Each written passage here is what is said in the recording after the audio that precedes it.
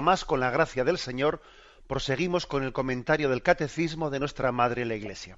Buenos días, ¿con quién hablamos? Hola, buenos días, monseñor. Soy Juan, le llamo desde Madrid. Adelante. Mire, solamente preguntarle, ¿tenemos la certeza de que los evangelios, los que estamos nosotros leyendo ahora, son los mismos que leyeron las gentes en el siglo III, en el siglo IV, después de que se escribieron? Era solamente eso. De acuerdo. Pues mire, la pregunta es sí, es un sí rotundo, y más todavía, hoy en día los evangelios que nosotros tenemos entre manos están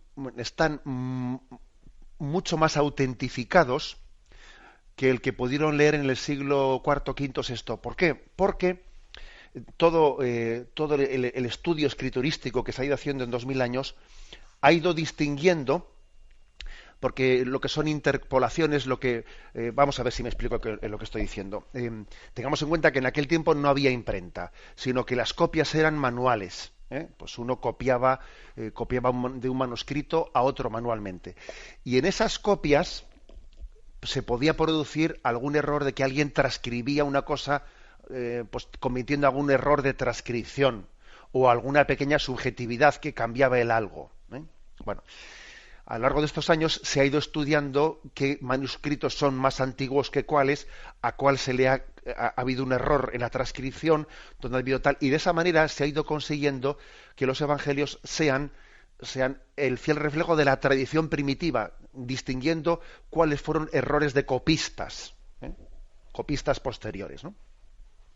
Entonces, el oyente pregunta, ¿tenemos hoy en día certeza de que los evangelios que leemos son los mismos que leyeron en el siglo III? Sí, e incluso más puros, fijaros bien, incluso con un pequeño error de transcripción, pues purificado, eso con toda certeza científica. Damos paso a un siguiente oyente. Buenos días. Buenos días. Sí, adelante. Monseñor, mire, le habla Odila desde Fuenlabrada. Adelante. Mire, mi pregunta es lo siguiente. Tengo una hija que está viviendo en Canadá, en el estado de Alberta, ¿no? Uh-huh. Tiene una niña de 7 años, entonces va a hacer la primera comunión. Uh-huh. Pero me han dicho que en este año le van a dar la comunión, le van a confirmar, pero no le van a confesar. Entonces yo siempre le decía, pero no puede ser que les vayan a dar la comunión y no les confiesen, que va inclusive el obispo para confirmarlas. Entonces estoy con mucha duda, esa es mi pregunta. ¿Cómo lo ve usted? Bien, vamos a ver. Mire, me imagino que en esa tradición la forma de la iniciación cristiana de la primitiva comunidad cristiana, de la primitiva tradición cristiana, era recibir los sacramentos en este orden, ¿no? Bautismo, confirmación y Eucaristía. Esa era, pues digamos, la fórmula de la primera iglesia,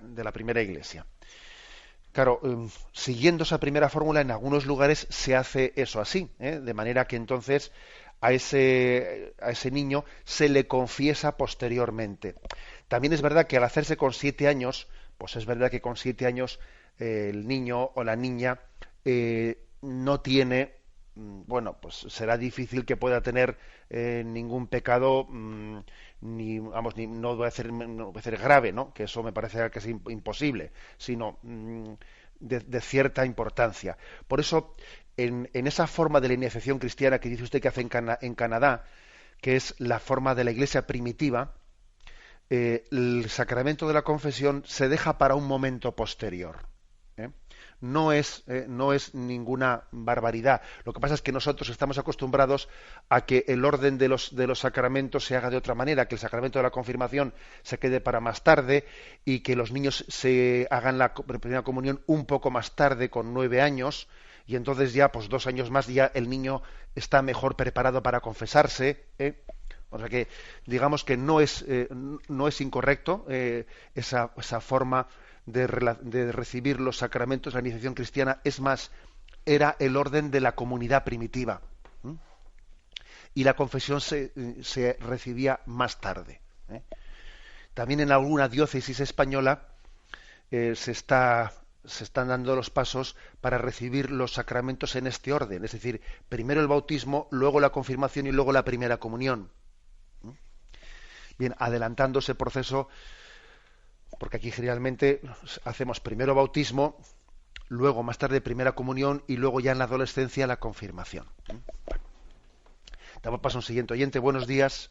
Hola, buenos días, padre. Sí, adelante, le escuchamos. Ante todo, decirle que este programa me está haciendo mucho bien. Mire, me han regalado un libro de María Valtorta, El Evangelio como me ha sido revelado. Esto es una de las preguntas. ¿Está recogido dentro de la tradición? O sea, es bueno leerlo. Y otra pregunta es, he estado en dos conferencias diferentes. En una me han dicho, la Biblia no es bueno subrayarla, es palabra de Dios y no es conveniente. Y en otra me han dicho, la Biblia hay que trabajarla, hay que leerla, hay que empaparse, no importa subrayarla de colores, etcétera, etcétera. Entonces, ¿me lo puede aclarar, por favor? De acuerdo. Muchas gracias. Bien.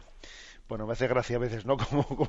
Como podemos decir ciertas cosas que igual pueden confundir un poco, pero sin embargo, en mi opinión, no es contradictorio lo que ha escuchado usted en las dos conferencias. Yo creo que el primer conferenciante, el que dijo la Biblia, toda ella es palabra de Dios y no vamos a andar subrayándola como si fuese un libro en el que yo cojo lo que me gusta y dejo lo que no me gusta, bien, ya lo entiendo. ¿Sí?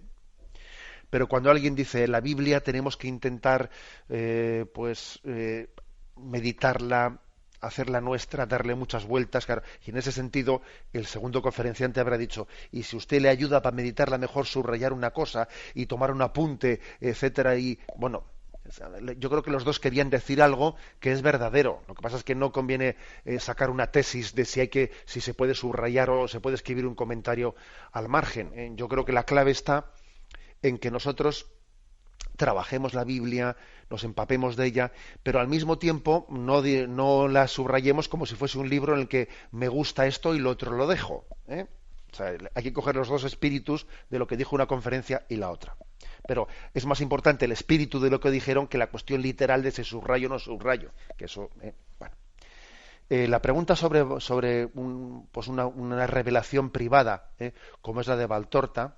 Valtorta pues es una mujer, una vidente que ella pues dice recibir unas revelaciones privadas sobre cómo fue la vida del Señor.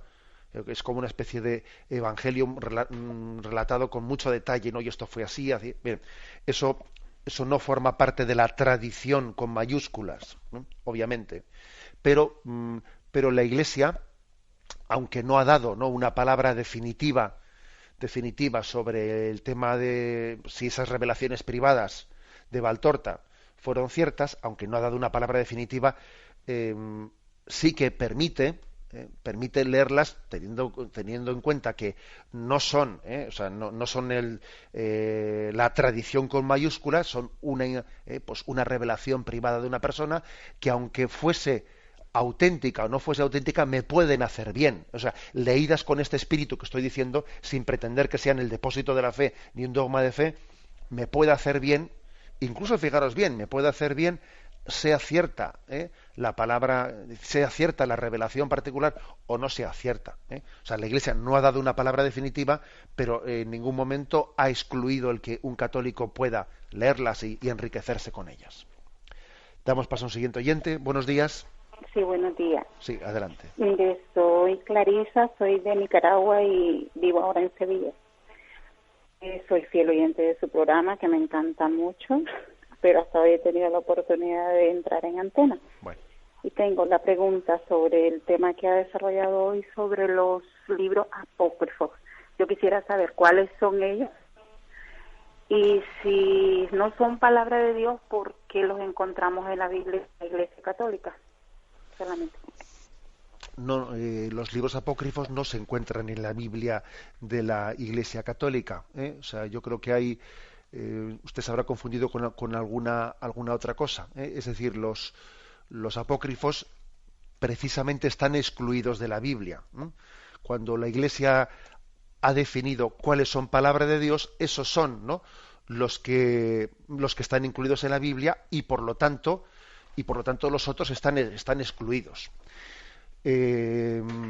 ¿Cuántos son? La verdad es que eso es difícil definirlo porque son muchísimos. Son muchísimos los evangelios apócrifos que han sido escritos pues en la Alta Edad Media. En la Alta Edad Media, pues podríamos decir entre el siglo entre el siglo IV y el siglo X, pues en esos 6 siglos se escribieron muchos evangelios apócrifos, libros apócrifos, etcétera, que la Iglesia no ha considerado palabra de Dios. No sabría decirle cuántos pueden ser. Por ejemplo, existe el Evangelio copto de Tomás, el apócrifo de Juan, el Evangelio de María Magdalena, el Evangelio de Felipe, el Evangelio del pseudo Tomás, el protoevangelio de Santiago, muchísimos. Hay muchísimos evangelios apócrifos. Algunos de ellos tienen unas tendencias heréticas más marcadas porque han sido escritos en escuelas de algunas herejías, sobre todo de estilo gnóstico, y otros no, son más bien fantasiosos o etcétera, o algunos, pues no son tan, son más bien devocionales, pero no han sido considerados como palabra de Dios por su falta de proximidad. Muchos de ellos surgieron como fruto de la cierta curiosidad que tenía la gente por saber cosas de Jesús que no narran los evangelios apócrifos. Por ejemplo, tenemos un evangelio que dice historia de José el carpintero. Pues hombre, pues como a todos nos gustaría saber cosas de San José, pues y como echan en falta que los evangelios cuenten más cosas de San José, pues allá por el siglo VIII, IX se escribió un evangelio de San José el carpintero. Pero claro, tened en cuenta que un evangelio escrito 800 años después, ¿cómo va a ser palabra de Dios? Muchos de ellos son fruto de la imaginación popular que quiere también narrar y contar cosas de la infancia de Jesús, pero que obviamente no pueden ser considerados palabra de Dios. Bueno, me despido con la bendición de Dios Todopoderoso, Padre, Hijo y Espíritu Santo. Alabado sea Jesucristo.